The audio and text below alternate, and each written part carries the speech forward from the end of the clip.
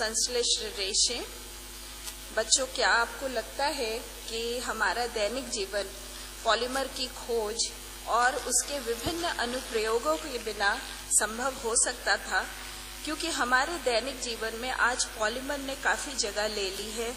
जैसे कि हम अगर उदाहरण लें तो हमारे बचपन से लेकर पूरे जीवन में पॉलीमर का बहुत ही ज़्यादा उपयोग है। जैसे कि आप देखते हैं रोज़मर्रा की चीज़ों में बाल्टी, कप, तश्तरी, बच्चों के खिलौने, पैकेजिंग बैग, सिंथेटिक कपड़े, ऑटोमोबाइल के टायर, ऑटोमोबाइल, हवाई जहाज और क्या क्या नहीं, हमारे जीवन में रोज ही हम उनका इस्तेमाल कर रहे हैं। इस प्रकार से दैनिक जीवन के साथ औद्योगिक परिदृश्य में पॉलीमर ने या बहुलक ने एक प्रकार से क्रांति ही ला दी है। बहुलक शब्द दो ग्रीक शब्दों से बना हुआ है, यानी पॉलीमर का मतलब है कई और मर का मतलब है इकाई। शब्द पॉलीमर या बहुलक को बहुत बड़े उच्च आणविक द्रव्यमान यानी 10⁻³ से 10⁻7 यूनिट के अणुओं के रूप में भी परिभाषित किया जाता है, या इसका दूसरा नाम हम मैक्रोमॉलिक्यूल या बृहदरणु के रूप में भी जानते हैं। मोनोमर से पॉलीमर की संरचना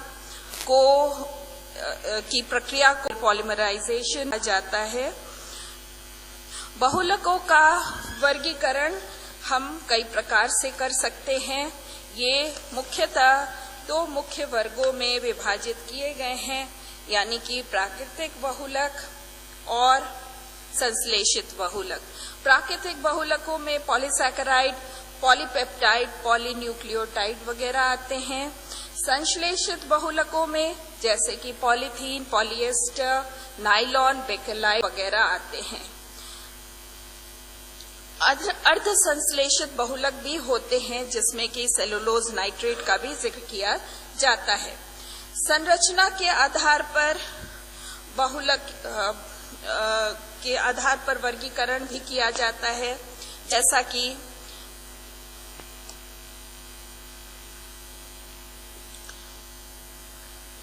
कि रेखीय बहुलक या क्रॉस बंधित बहुलक भी होते हैं। बहुलकी के आधार पर वर्गीकरण यानी कि योग बहुलीकरण और संघनन बहुलीकरण होता है। आणविक बल के आधार पर वर्गीकरण जिसमें कि इलास्टोमर जैसे कि रबर होता है, जिसमें कि कमजोर अंतर अणुक बल होते हैं, इसलिए हम इन्हें खींच सकते हैं। रेशे या फाइबर जिसमें कि सिंथेटिक फाइबर भी आते हैं, इसमें शक्तिशाली अंतरा अणु बंध होते हैं, यानी स्ट्रॉन्ग हाइड्रोजन बंध होते हैं, जैसे कि नायलॉन 66 या पॉलिएस्टर।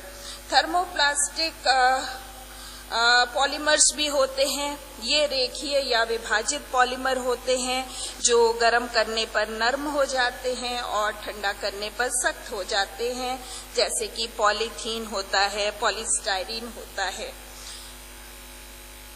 संश्लेषित बहुलकों के काफी गुण होते हैं। ये असल में एकलक अणुओं की प्रकृति, बहुलीकरण की विधि और बहुलकों की संरचना पर यह निर्भर करता है। अब अगर हम संश्लिष्ट रेशों के इतिहास में चले तो हम ये पाते हैं कि प्राकृतिक रूप से पाए गए रेशों की तुलना में संश्लिष्ट रेशों का अधिक इस्तेमाल किया जाता है। संश्लिष्ट रेशों के कृत्रिम रूप से पेट्रोकेमिकल से प्राप्त पॉलीमरों से प्राप्त किया जाता है, क्यों इसीलिए इसे सिंथेटिक फाइबर भी कहा जाता है। संश्लेषित रेशों के इतिहास में कृत्रिम सूत निर्माण करने का सबसे पहले अंग्रेज वैज्ञानिक रॉबर्ट हुक के दिमाग में उठा, जिसका कि उल्लेख 1664 ईस्वी में प्रकाशित इनका कार्य का विवरण माइक्रोग्राफिया पुस्तक में किया गया है। इन्होंने सर्वप्रथम कौर कोशिकाओं पर कार्य किया। 1880 ईस्वी में जोसेफ स्वान ने पेड़ की छाल से लिए गए तरल सेलुलोज से रेशे प्राप्त किए और जिसके कारण कपड़ा उद्योग में एक क्रांतिकारी बदलाव का एहसास भी हुआ। अगला कदम हिलेरी डे चार्डोनेट का था, जिन्होंने कृत्रिम रेशम का आविष्कार किया, जिसे कि चार्डोनेट रेशम कहा गया। दुर्भाग्य से ये चार्डोनेट रेशम अति ज्वलनशील था, क्योंकि इसमें नाइट्रोसेलुलोज का उपयोग किया गया था। इसके बाद पहली सफल प्रक्रिया चार्ल्स फ्रेडरिक क्रॉस और उनके सहयोगियों एडवर्ड जॉन वेवन और क्लेटन बीडल द्वारा 1894 में विस्कोज रेयॉन का निर्माण किया गया। इसके बाद कोटोल फाइबर्स ने वाणिज्यिक रूप से 1905 में रेयॉन बनाया। नायलॉन पहला संश्लेषित सूत था, जिसे वॉलेस क्रोथर्स ने 1930 में ड्यूपॉन्ट में बनाया, जिसका रेशम के स्थानापन्न के रूप में काफी अमेरिका में प्रचलित हुआ।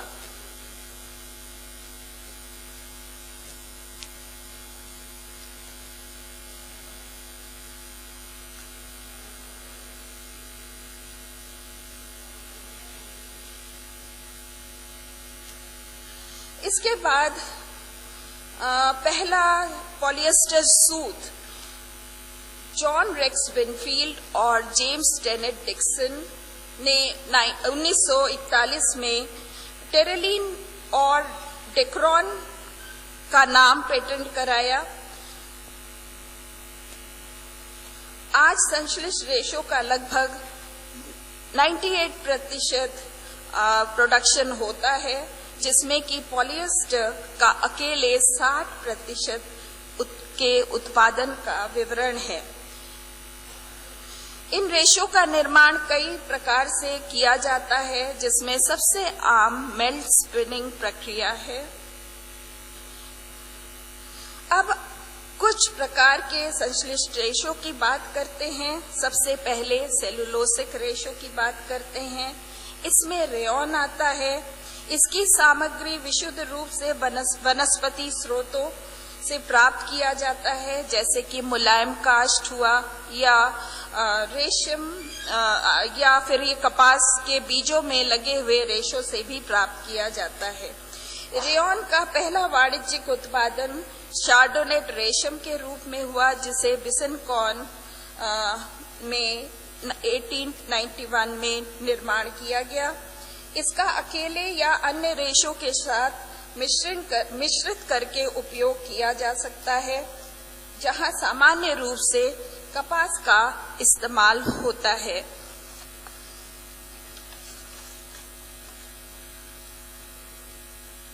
ये रेयॉन है। इसके अनुप्रयोगों में ये वस्त्रों में उपयोग होता है, टायर कॉर्ड के रूप में इसका उपयोग है, कागज बनाने के लिए भी इसका उपयोग किया जाता है, लकड़ी के लुगदी के साथ इसका मिश्रण किया जाता है। रेयॉन के सह उत्पादों में जैसे कि कार्बन डाइऑक्साइड या इससे निकले हुए सह उत्पाद जैसे कि सॉल्ट वगैरह के कारण पर्यावरण संबंधी चिंताओं की वजह से औद्योगिक देशों में इसके उत्पादन में गिरावट आई है, जिसने एक नए प्रकार के रेयॉन के निर्माण का मार्ग प्रशस्त किया है, जिसका नाम लायोसेल है। अब अगर हम सेलुलोज एसीटेट की बात करते हैं, तो ये वनस्पति से प्राप्त किए गए सेलुलोज के एसिटिलीकरण द्वारा प्राप्त किया जाता है। इसके कुछ अन्य नाम हैं, जैसे एसीटेट, रेयॉन एसीटेट या ट्राई एसीटेट हैं। सेलुलोज एसीटेट का औद्योगिक उत्पादन 19वीं सदी में किया गया था। व्यावसायिक पैमाने पर सेलुलोज एसीटेट पर दो स्विस भाइयों हेनरी और केमिली ड्रेफस ने पूर्ण रूप से कार्य किया था। विश्व युद्ध के दौरान सेलुलोज डाइएसिटेट का इस्तेमाल हवाई जहाज के पंखों में अज्वलनशील कोटिंग के रूप में किया गया। 1929 में अमेरिका के ड्यूपॉन्ट कंपनी ने एसीटेट फाइबर का उत्पादन शुरू किया।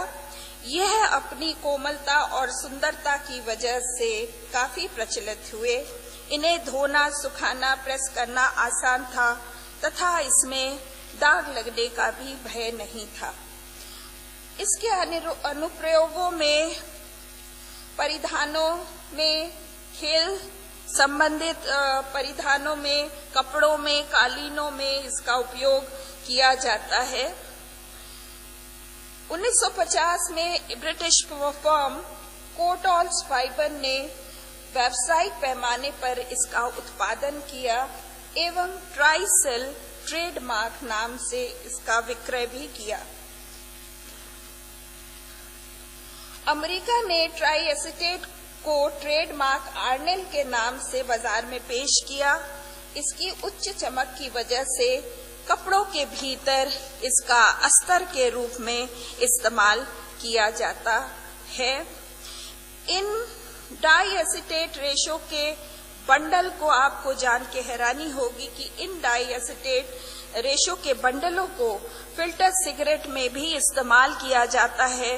जो सिगरेट स्मोक करते हैं उनके लंग्स में जाकर ये जम जाता है, जो कि काफी हानिकारक है। इसके बाद अगर हम पॉलीएमाइड का जिक्र करें, उसमें नायलॉन 66 के निर्माण का भी हम जिक्र करना चाहेंगे। इन बहुलकों में एमाइड लिंकेज यानी CONH बंध पाया जाता है, जिसका कि उदाहरण मैंने अभी आपको बताया नायलॉन है। नायलॉन प्रथम कृत्रिम रेशा है और यहाँ पे आप देख रहे हैं इस नायलॉन रेशे में CONH बंध यानी कि CONH इकाइयों का दोहराना आप देख रहे हैं। 1935 में क्रोथर ने एडिपिक अम्ल और हेक्सामेथिलीन डाइअमीन के संघनन बहुलकीकरण द्वारा इसे बनाया था, जिससे कि नायलॉन 66 पॉलीएमाइड बना। ये बहुलक 2 घटकों से निर्मित है एवं प्रत्येक में 6 कार्बन परमाणु उपस्थित हैं।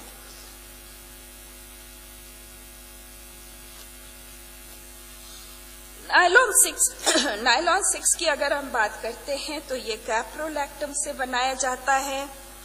नायलॉन 66 की तुलना में नायलॉन 6 मृदु और निम्न गलनांक का बहुलक है। विश्व युद्ध के दौरान नायलॉन का उपयोग महिलाओं के लिए स्टॉकिंग्स के रूप में और पैराशूट में ये हुआ था, जो कि बहुत ही लोकप्रिय हुआ।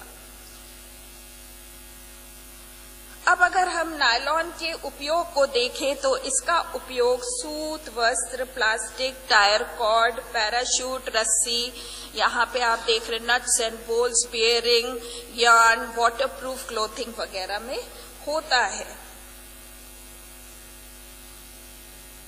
ये नायलॉन 6 के अनुप्रयोग, जिसको कि आप कालीन और वस्त्र में देख रहे हैं। नायलॉन 6 और नायलॉन 6 में आप अंतर भी देख रहे हैं। इसके बाद मैं अरामिड का भी जिक्र करना चाहूंगी।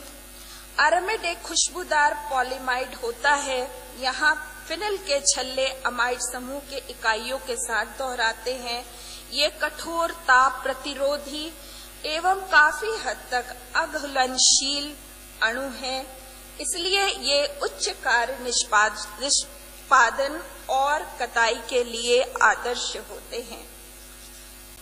इसके बाद नोमेक्स की बात करती हूं तो ये सबसे अच्छा ज्ञात अरामिड है। इससे लौ प्रतिरोधी कपड़े बनाए जाते हैं, जो कि काफी सुरक्षात्मक होते हैं। इसके बाद आप देखेंगे कि जो हम लोग बुलेट प्रूफ जैकेट्स की बात करते हैं वो केवलर से बना होता है, जो कि उच्च शक्ति फाइबर है। और आप देख रहे हैं कि इवन उस बुलेट प्रूफ जैकेट को पहनने के बाद अगर कोई गोली मार भी रहा है तो उसे नहीं लगेगा। अरामिड का विकास नायलॉन के बाद किया गया। ड्यूपॉन्ट कंपनी में पॉल डब्ल्यू मॉर्गन और स्टेफनी क्वेलॉक द्वारा इसका निर्माण और विकास हुआ। और आपको मैं बता दूं, स्टेफनी क्वेलॉक ये ग्रैंडमा ऑफ अरामिड के नाम से भी ये पहचानी जाती हैं।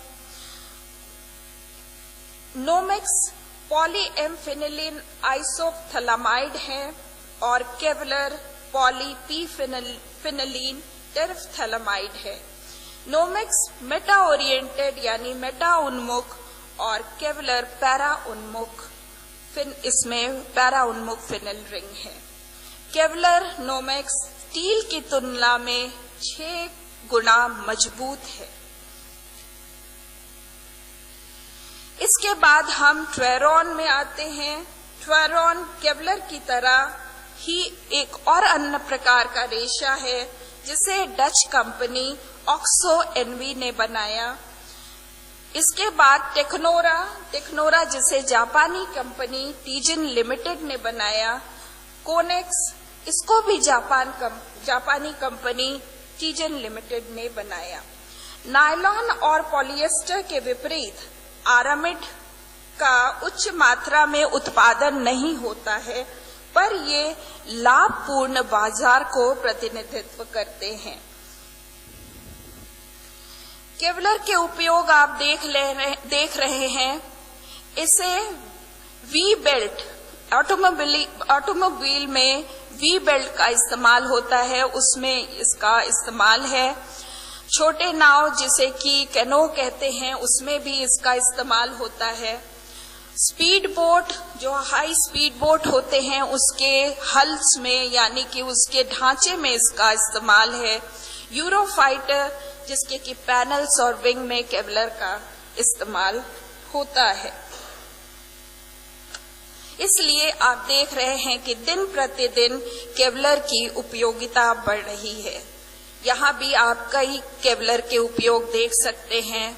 बुलेट प्रूफ वेस्ट में, डाइविंग ग्लव्स में, मोटरसाइकिल जो लोग चलाते हैं वो लोग को डाइविंग ग्लव्स की जरूरत होती है, वॉकिंग बूट्स वगैरह में, इवन कट रेजिस्टेंट ग्लोव्स में, इसमें भी इसका इस्तेमाल है। इसके बाद हम लोग पॉलिएस्टर रेशो की बात करते हैं, जिसमें कि टेरेलीन, डेक्रॉन, माइलर, ये पॉलिएस्टर रेशे इन नामों से भी जाने जाते हैं। पॉलीएथिलीन टेरेफ्थलेट यानी कि यह टेरेफ्थेलिक अम्ल और एथिलीन ग्लाइकॉल के संघनन बहुलीकरण के दौरान पद अभिक्रिया बहुलीकरण द्वारा ये टेरेलीन संघनन उत्पाद बनता है। टेरेलीन का आविष्कार 1941 में लंकाशायर के 2 कीमियागरों द्वारा किया गया। अब इसे इंपीरियल केमिकल इंडस्ट्रीज द्वारा बनाया जाता है। अमेरिका में डेक्रॉन के नाम से ये काफी प्रचलित है। अब हम एक्रिलिक की बात करते हैं। एक्रिलिक और मिथएक्रिलिक नाम एक ही है। इसमें एक्रिलिक एस्टर और नाइट्राइल एमाइड समूह युक्त यौगिक शामिल रहते हैं। आज एक्रिलिक के आधार पर कई बहुलक बाजार में व्यापक रूप से मौजूद है। 1880 में स्विस रासायनिक जॉर्ज कहलबॉम ने पॉलीमिथिल एक्रिलेट बनाया था। 1927 में पॉलीमिथिल एक्रिलेट का वाणिज्यिक उत्पादन जर्मनी के रोम और हैस कंपनी द्वारा किया गया। अब हम ओरलॉन की बात करते हैं। ड्यूपॉन्ट ने पहला एक्रिलिक फाइबर यानी रेशे का वाणिज्यिक उत्पादन ओरलॉन ट्रेडमार्क से किया। यह लंबे रेशे और छोटे बंडलों के रूप में प्राप्त होता है। ये सूर्य की रोशनी और वायुमंडलीय गैसों से प्रभावित नहीं होता है, इसलिए इसको टेंट, तंबू या बाहरी उपयोग के लिए इसको एक आदर्श वस्तु माना गया है। ओरलॉन को मूलतः फाइबर ए कहा जाता था। 1950 में व्यापारिक नाम ओरलॉन कटे हुए पॉलीएक्रिलोनाइट्राइल तंतु के लिए कहा गया। इसकी शुरुआत महिलाओं के फैशन स्वेटर के उपयोग से वस्त्र उद्योग में एक उछाल सा आया। ओरलॉन और एक्रिलॉन एक्रिलिक फाइबर का ट्रेडमार्क नाम है। अब हम मोड एक्रिलिक पे आते हैं। यह एक्रिलिक का परिवर्तित रूप है। ये रेशे 85% इसमें एक्रिलोनाइट्राइल होता है। मोड एक्रिलिक डायनेल वेरल ट्रेडमार्क से जाने जाते हैं।